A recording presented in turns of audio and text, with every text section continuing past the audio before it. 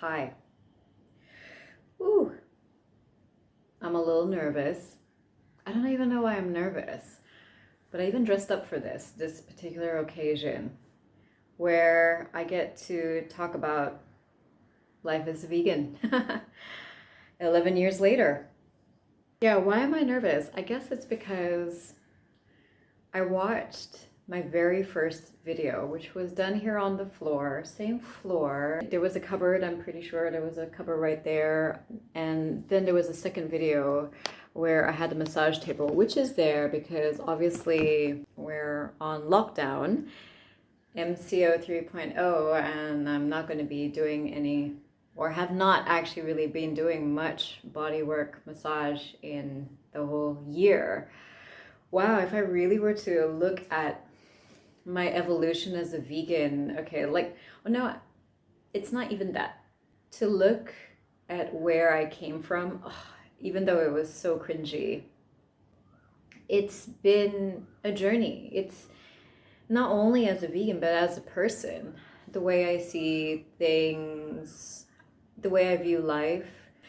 I'm still probably not as angry as I was in the very beginning. If you saw my first ever video 7 years ago, I looked really angry, and I was very angry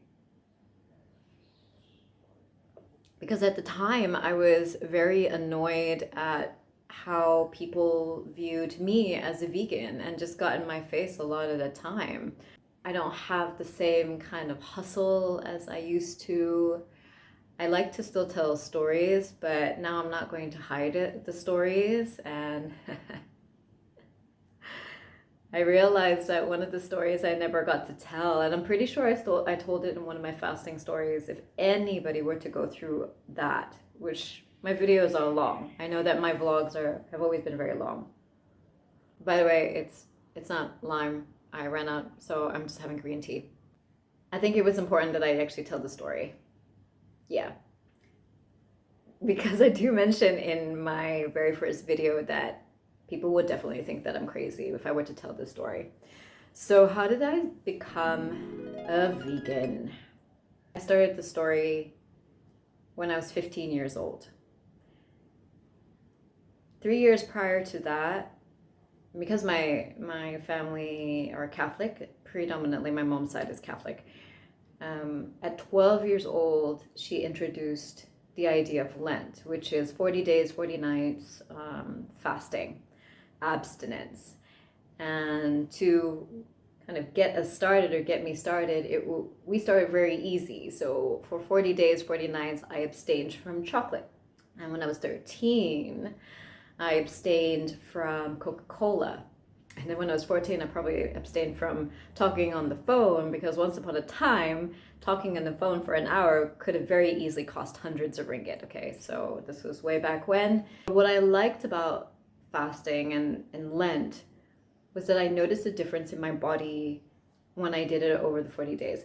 Definitely Coca-Cola, because at the time, when I was 13 years old, I was very easily drinking between 4 to 6 cans of Coca-Cola in a day.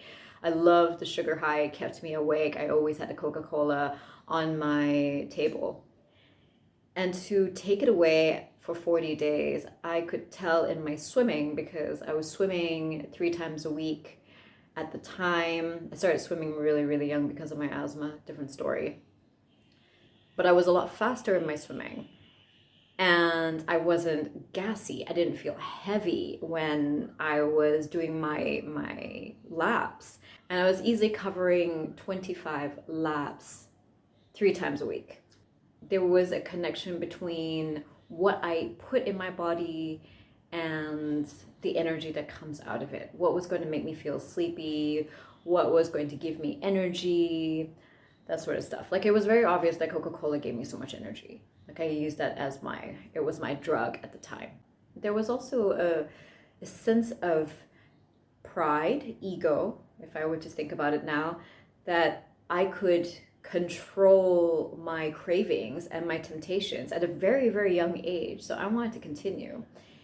And I didn't know what I wanted to abstain from at 15. So my mom said, well, Jesus was vegetarian, so why don't, like all he was eating was fish and bread, and do you want to try doing that? And I said, fine. And I come from a family that is purely meat loving, real meat loving. They still are. And so to abstain from that, my mom did it with me. We had a lot of dal, a lot of dal. I felt great. I felt so much lighter. I loved it. And I felt clear. Felt like I had just more energy, even more energy from before, like the year before when I stopped Coca-Cola, which by the way, after those 40 days, I just refused to drink any soft drinks after that. I just completely stopped. So I could see the power of Lent, and that's why I continued it. Anyway, after the 40 days of abstaining from meat, I came back to eating meat because there is a lot of joy in eating, beef burgers, cheeseburgers. At the time when I was 15, the first McDonald's opened up in Parkson because I'm just that old, apparently. Wow, what is that even? We used to have sugar bun. Okay, so for anybody who's in Mary, we used to have sugar bun. There was Pizza Hut in the old town. Oh my goodness. Sometimes I look back at these things and think, how am I 40 this year? So I came back to eating meat because I loved meat. I loved steak. My favorite meat was lamb chops, lamb cutlets, beef burger, cheeseburger, barbecues, sausages. Because I'm from Miri, I'm from Sarawak, I loved ikan panggang. I loved the char siu, bak kut teh. This is what I grew up with, so I wasn't going to give it up. So fast forward to when I was about 1920, I was already in Kuala Lumpur, and I was studying in Lim Kok Wing, where I had started with interior design for a year. I was doing interior architecture, and actually that's when I got into photography.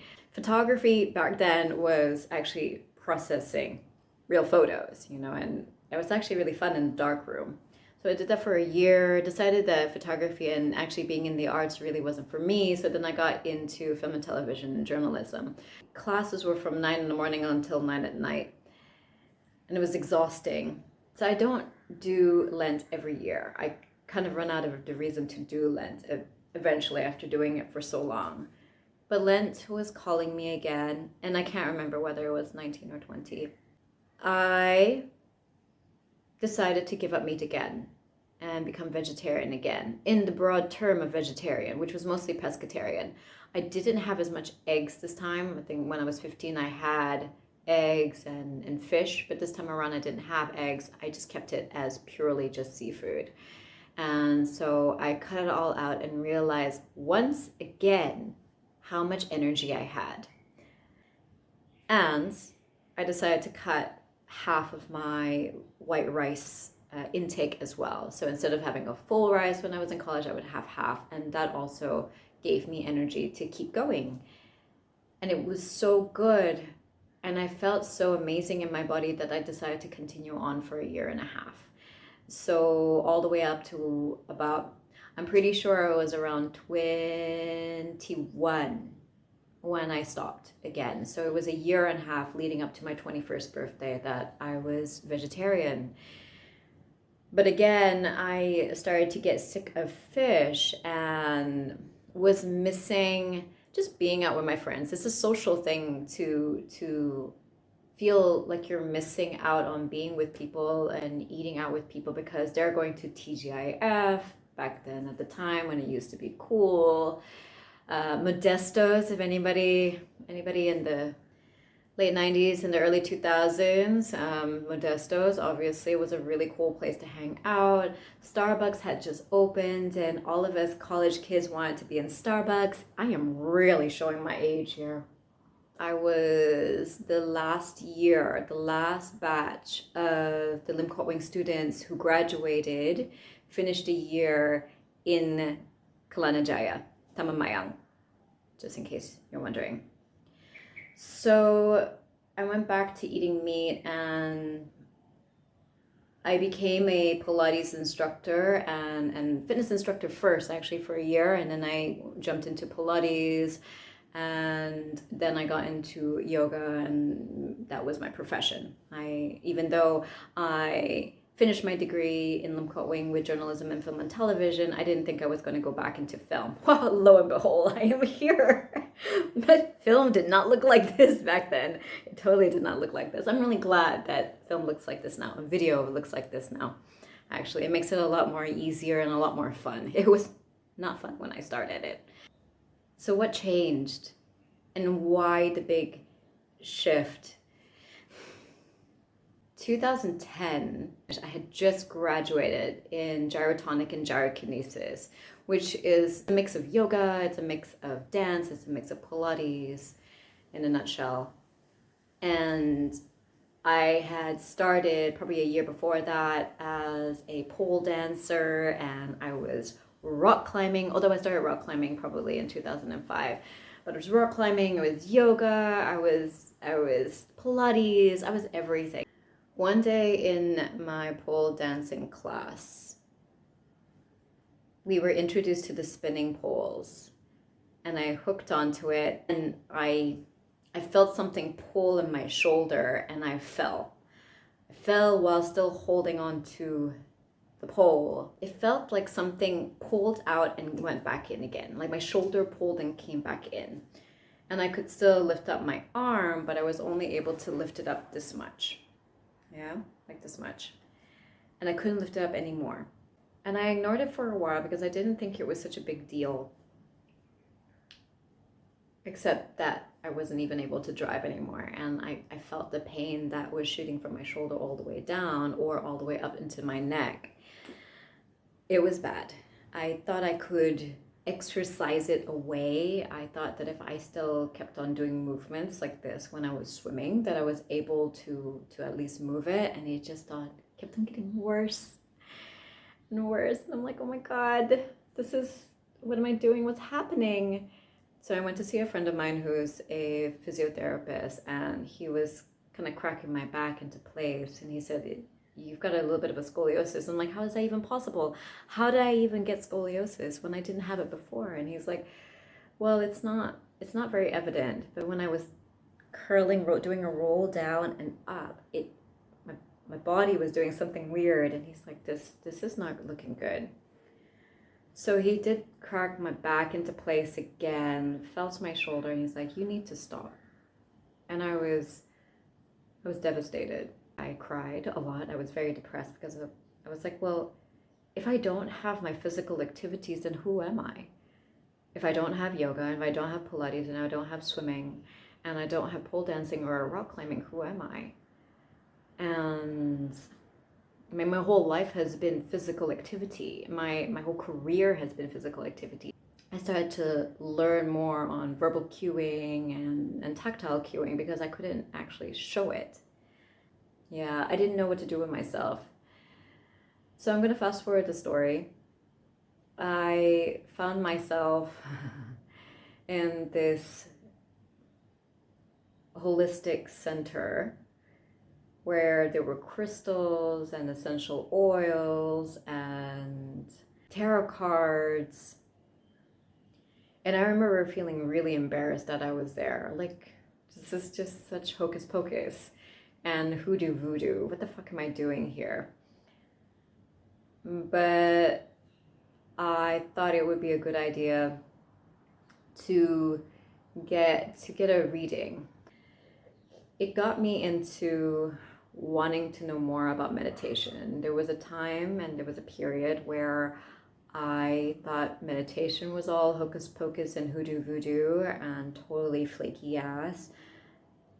But I decided to learn more, and I went throughout all of KL and PJ, going to different meditation centers to understand meditation more. Eventually, I found myself in Thailand doing a 10-day silent retreat because I'm that smart, right? No, I just like to jump into shit really fast, and I shouldn't have, but it was good that I did. Head first, I mean. After the 10-day silent retreat, Vipassana retreat, I did another 10 days Qigong retreat, which was in KL at the time, and it was a meditation retreat. And that was insane. I got really into meditation for the first time where I really enjoyed the silence. I had my own room. There was quite a lot of very, very spiritual experiences there, which I will talk about another time. But again, fast forwarding to vegan. Okay, let's just keep our focus on being vegan, Elizabeth. Fast forward, I am meditating every single day. Every single day, 2010, every single day. And then one day I was walking down the streets of Bangsar, Talawi. This is when it gets crazy. And I hear a voice say, eat more raw vegetables. And I remember turning around because I thought, who was that? It sounded so loud in my ear, as if like somebody's whispering here in my ear. I remember turning around and stopping, and there was nobody there. And I remember calling a friend of mine and saying, like, what? How do you eat more vegetables in the salad? Can you put anything in the salad? Because at the time I didn't like vegetables. Definitely not salads. I mean, I didn't mind cooked vegetables like kangkong and bayam and kailan, but raw vegetables? So my friend thought I was absolutely nuts, and he's like, really, you can put anything in a salad? I'm like, really, anything? And yeah, you can eat anything raw. And I'm like, really, is that even true? So I started to dabble, and it went very quickly from just having fruits in the morning to having fruits in the morning and salad at night, and just having whatever I want over dinner. But then I heard another voice, because these voices, oh my goodness, I don't know. I heard another voice. This time around, it was just before Lent of 2011, just before Lent. And the voice said, take away all animal products from your diet and eat only once a day. And so that was my Lent, because I didn't know whether this was safe or not. I even had to Google, will I die without any animal products completely?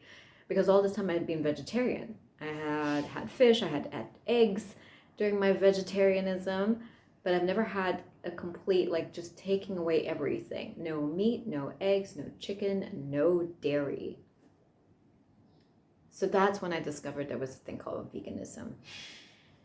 But in 2011, I had decided to follow the voices. I know a lot of people think, like, okay, so these are the, what if these voices said something really, really dangerous? Like, if you had a voice tell you jump off a building, would you do it? The thing is that there was no voice that told me to jump off a building. The voice told me to just stop eating animal products, eat more vegetables. I think it's a lot more relaxed and a lot more easier and a lot more safer than jumping off a building. People are stupid. Now that I think about that, people are really stupid. Okay, so I'm obviously I still can get angry with people. It went from there. I loved the energy that I had so much that I decided to continue as a vegan. This newfound energy was amazing. I felt like I had more clarity, especially spiritually, because I was meditating every day. I felt like I was connecting more to my soul, which was so important to me because I felt like I needed a direction. Remember that I was coming out of a place where I was more physically inclined, doing yoga, Pilates, so on and so forth. And I was moving into something that was just very hippy-dippy.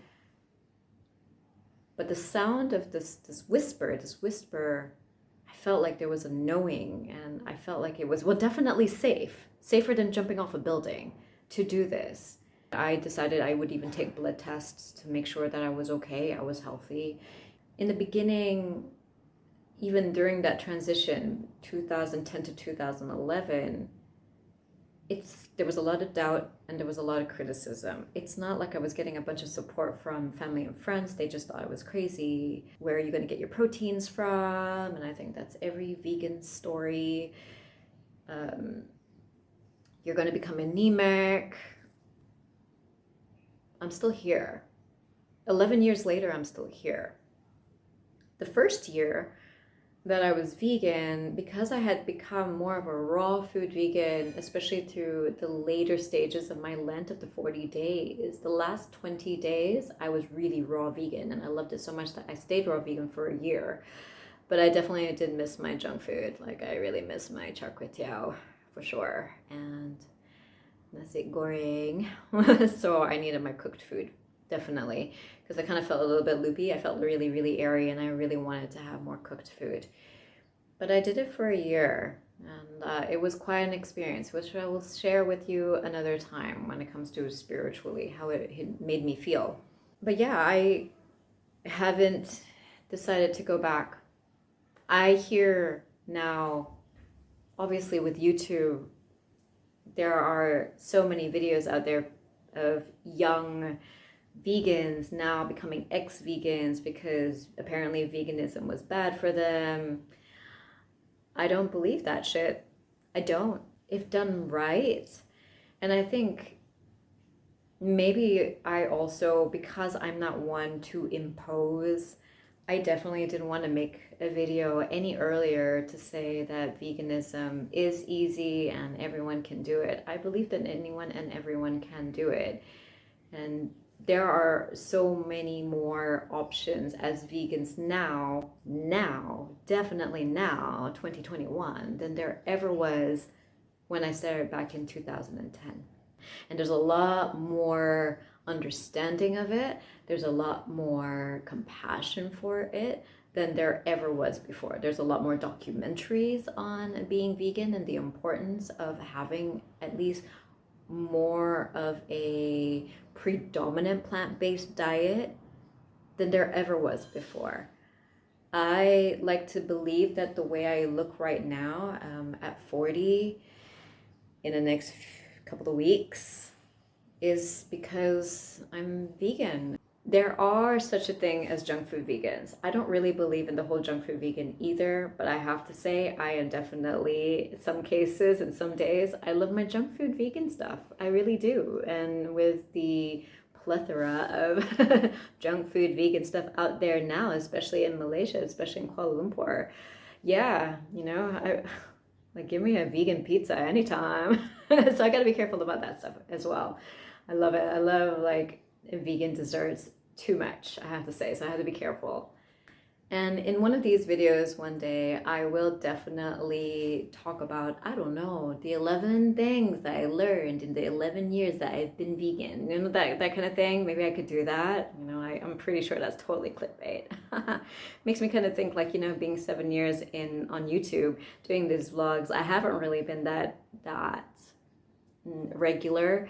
And yeah, it's not like I'm earning any money on this, but it's been quite a journey. And like I said, even though it's super cringy to see myself on this floor 7 years ago, to see my journey where I am now is pretty amazing. So I know you probably think, yeah, I'm crazy. Yes, it wasn't some sort of environmental movement that got me into veganism. It really even wasn't my health that got me into veganism. It was a voice. I don't know whether the voice was a man or a woman. People ask me that all the time as well. Who gives a shit? I don't know whether it was God. I don't know whether it was my soul. Whatever it was for the good of me, and I am so truly grateful for that voice. All of it has made me the person that I am. So I am still a big believer in being a vegan. At this point in time, I'm pretty sure everyone knows the benefits of a plant-based diet. So yeah, that's it. That's my story. Okay, so thank you for listening, and I'll talk to you tomorrow.